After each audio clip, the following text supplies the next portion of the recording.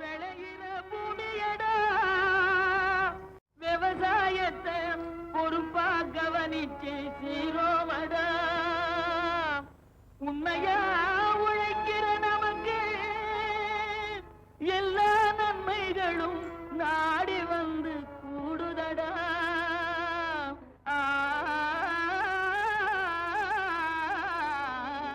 மாத்தி யோசிச்சேங்க.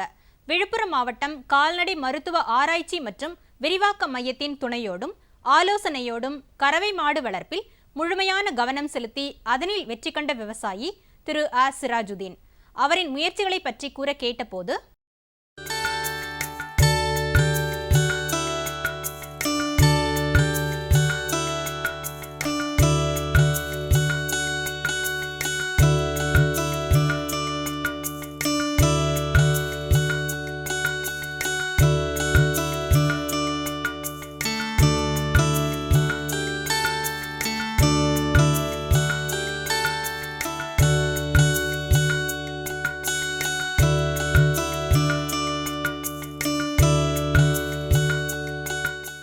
கிட்டத்தட்ட 20 மாடு வச்சுருக்கோம். அதில் 7 மாடு தான் இப்போ கறக்குது. மீதி 13 மாடு சேனையில் இருக்குது. இப்போ நம்ம மாட்டுக்கு தீவனம்னு பார்த்தோம்னா கலப்பு தீவனம், அந்த பசும்புல், அப்புறம் வைக்கப்புல் போடுறோம். பசும்புல் வந்து ஒரு மாட்டுக்கு 30 கிலோ போடுறோம். மற்றபடி தேவையான அளவுக்கு வைக்கப்புல் போடுறோம். கலப்பு தீவனத்தில் வந்து ஒரு மாட்டுக்கு 4லேருந்து 5 கிலோ வைக்கிறோம் ஒரு மாட்டுக்கு. இதில் வந்து எல்லா விதமான இதுவும் கலந்துருக்கிறதுனால தனித்தனியாக நம்ம வைக்கணுன்ற அவசியம் இல்லை. புண்ணாக்கு, சோளம், கம்பு, மினரல் மிக்சரு, வெல்லம், அந்த பொட்டு, கடல பொட்டு, எல்லாமே இதில் கலந்துருக்கிறதுனால, உப்பு எல்லாம் கலந்துக்கிறதுனால நம்ம தனித்தனியாக வைக்கணும் அவசியம் இல்லை. இதே நம்மளுக்கு போதுமானதாக இருக்குது. இது போட்டால் நல்ல பால் ஃபேட் கண்டென்ட் எல்லாம் நல்லா இருக்குது. இப்போ வந்து பண்ணையிலே வந்து பால் நிறைய பேர் எடுக்கிறதுல வந்து 12 ரூபா, 13 ரூபா, 15 ரூபா இந்த மாதிரி ரேஞ்சு கொடுக்குறாங்க. நான் நேரடியாகவே விற்பனை பண்ணுறதுனால லிட்ரு 30 ரூபான்னு விற்கிறேன். ஒரு மாட்டு பேரில் நம்மளுக்கு ஒரு 150 ரூபா ஒரு நாளைக்கு வருமானன்ற மாதிரி கிடைக்குது நம்மளுக்கு. அப்புறம் வந்து மற்றபடி பில்லு வந்து கோ4 போட்டிருக்கோம், கோ3 போட்டிருக்கோம், அந்த கேகேஎம்னு ஒரு ரகம் போட்டிருக்கோம். அப்புறம் அவுத்தி, சவுண்டில் இதெல்லாம் போட்டிருக்கோம். அப்புறம் தேவையான அளவு வைக்கப்புல் போடுறோம். நம்ம பால் கறக்கிறது வந்து மேனுவலாக தான் பண்ணியிருந்தோம். இப்போ மில்கிங் மிஷின் வச்சு பண்ணுறோம். நம்ம அதுலேயும் நம்மளுக்கு கொஞ்சம் செலவு கம்மியாகுது. அந்த சாப் கட்டர் இருக்குது, அப்புறம் கிராஸ் கட்டரும் கொடுத்துருக்குறாங்க அனிமல் ஹஸ்பண்ட்ரியிலேருந்து. மற்றபடி நம்மளுக்கு ஷெட்டு வந்து அந்த வெதர் ப்ரூஃப்காக அந்த பிபிஜிஎல் ஷீட்டு போட்டுருவோம் நம்ம ஷெட்டு. மாடு டெய்லியும் காலையில் தீவனத்துக்கு அப்புறம் மாடை ஃபுல்லாக வாஷ் பண்ணிவிட்டு வெளியில் நம்ம மேய்ச்சலுக்காக விடுவோம். அதுக்கப்புறம் ஒரு 10-12 மணிக்கு மேலே வந்த அப்புறம் வெறும் பச்சை தண்ணி வச்சுட்டு அப்படியே கட்டி வைக்கப்புல் போட்டுருவோம். அப்புறம் நம்ம ஷெட்டோட லென்த்து வந்து 110 அடி நீட்டு, 55 அடி அகலம். இந்த கிழக்கு மேற்கு பார்த்த மாதிரி போட்டிருக்கோம் சார் நம்ம ஷெட்டு.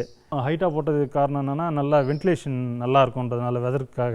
சாப் கட் யூஸ் பண்ணுறதுனால நம்ம அந்த புல்லை வந்து சாப் பண்ணி போடுறதில்ல, மாடு எதுவும் மிச்சம் வைக்காமல் ஃபுல்லாக சாப்பிட்ருது. சாப் பண்ணாமல் போட்டோம்னா அது கட்டை அப்படி மீந்துடும். இது வெயில் காலத்துக்கு நம்ம கிளைமேட்டுக்கு மாடு இந்த ஹெச்எஃப் ஜெர்சிலாம் நம்மளுக்கு சரி வராதுன்ற மாதிரி சொன்னாங்க. அதுக்காக நான் வந்து ஒரு 12 மணி 1 மணி ரேஞ்சுக்கு மாடு இருக்கிற இடத்த குளிர்ச்சியாக வச்சு மாட்டுக்கு எந்த வித பாதிப்பு வராமல் இருந்துச்சு. ஆனால் வந்த புதுசில் நம்மளுக்கு ஒரு மாதிரி இறக்கிற மாதிரிலாம் இருந்துச்சு மாடு.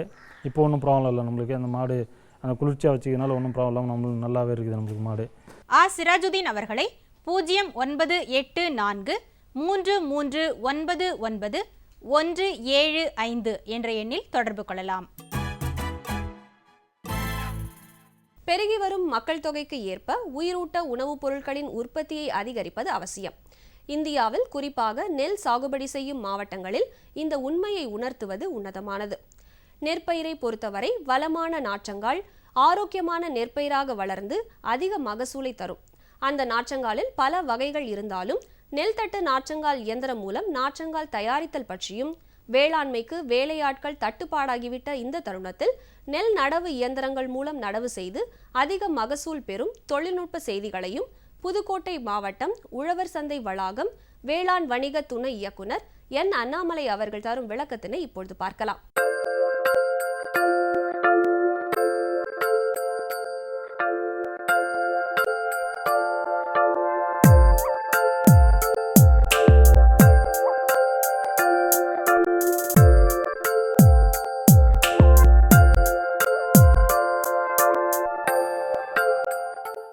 இப்போது புதுக்கோட்டை மாவட்டத்தில் பரவலாக மழை பெய்யுது. சம்பா நெல் சாகுபடி பணிகள் வந்து துவங்கியிருக்கு. இப்போ இந்த தருணத்தில் இப்போ வந்து நிறைய தொழிலாளர் பற்றாக்குறையும் நிலவிட்டு இருக்கு. இப்போ வந்து எளிதாக இந்த நெல் சாகுபடி செய்கிறதுக்காக நம்ம வந்து இந்த நெல் தட்டு நாற்றங்கால் தயார் செய்யக்கூடிய கருவியை கொண்டு நாற்றங்கால் தயார் செய்து நெல் நடவு கருவியை வச்சு நடவு செய்கிறதுக்கான வழிமுறைகளை இப்போ வந்து நம்ம வந்து பார்க்கலாம்.